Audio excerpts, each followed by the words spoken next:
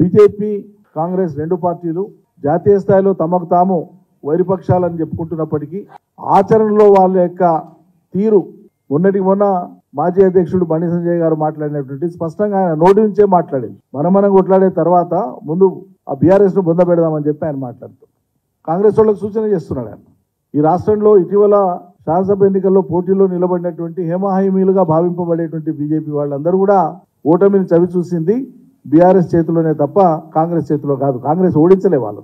కాబట్టి principal opposition లేదా bitterness అనేటువంటిది, అపోజిషన్ బిట్టర్నెస్ అనేటువంటిది బీఆర్ఎస్ తోనే ఉంది తప్ప కాంగ్రెస్ తో లేదు.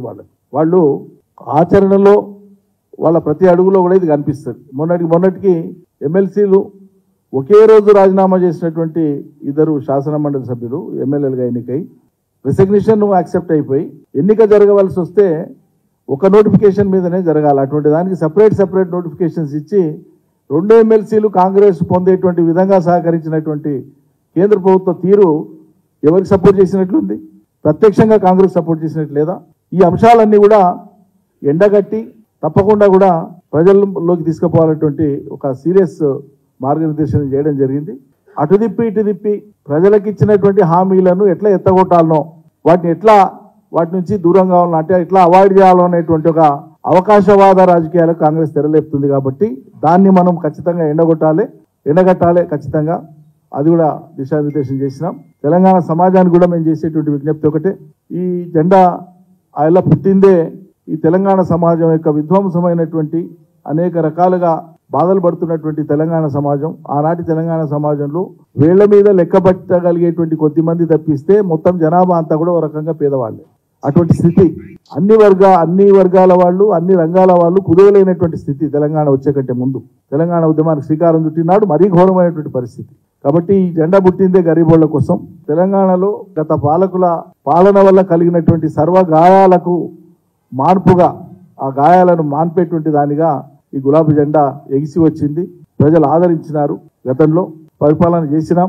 దశాబ్దాల కాలం పాటు నెత్తురు బారినటువంటి తెలంగాణ నేల మీద ఎన్నో ఎనలేని త్యాగాలు, ఎనలేని పోరాటాలు జరిగినటువంటి తెలంగాణ నేల మీద ఆనాటి సాయుధ పోరాటం నుంచి మొదలు పెడితే తొలిదశ మలిదశ తెలంగాణ ఉద్యమాల వరకు సైద్ధాంతిక ప్రాతిపదిక ఏదైనా అనేక రకాల శక్తులు తెలంగాణ అభ్యున్నతి కోసం పోరాటం చేసినాయి. పందాలు వేరైనా ఆ క్రమంలో వేల మంది నేల కొరిగినారు.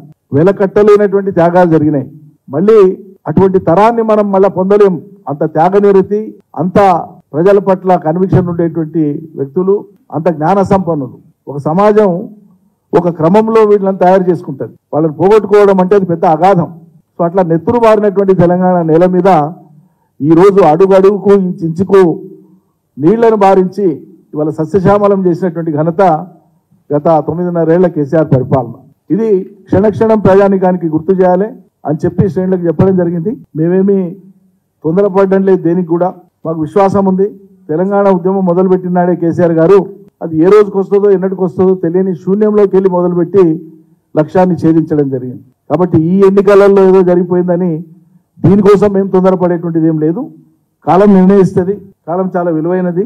ప్రజల నుంచే కేసీఆర్ రావాల్సిందే అనేటువంటి ఒక అనివార్యత, ఒక ప్రబలమైన భావన వచ్చేదాకా మేము సంయమనంగానే ఉంటాం.